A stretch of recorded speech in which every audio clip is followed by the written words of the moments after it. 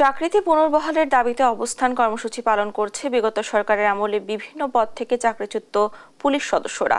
রোববার রাজধানীর বঙ্গবাজারে পুলিশ হেডকোয়ার্টারের সামনে এই কর্মসূচিতে অংশ নেন চাকরিচ্যুত 661 জন সদস্য। তারা দাবি করেন, আওয়ামী লীগ সরকারের আমলে বিভিন্ন সময় মিথ্যা কারণ দেখিয়ে তাদের চাকরিচ্যুত করা হয়। পরবর্তীতে চাকরি ফিরে পেতে আদালতের দ্বারস্থ হন তারা। প্রশাসনিক ট্রাইব্যুনাল থেকে চাকরিতে যোগদানের রায় পেলেও পুলিশ সদর দপ্তর থেকে কোনো আশ্বাস ও সহযোগিতা না পাওয়ার অভিযোগ করেন তারা।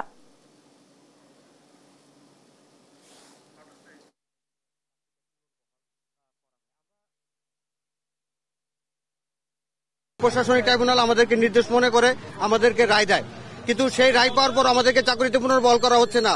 বিজ্ঞ আদালতের কোর্টের আদেশে বলা আছে চাকরিতে পুনর্বহাল করা হোক, সেই কোর্টের আদেশটা তারা মানতেছে না। গত 5 মাস আগে আমরা পুলিশ হেডকোয়ার্টারে জনাব মোহাম্মদ সৈয়দ রিয়াজ আলম স্যারকে, মাননীয় স্যারকে আমাদেরকে দরখাস্ত দিয়েছিলাম।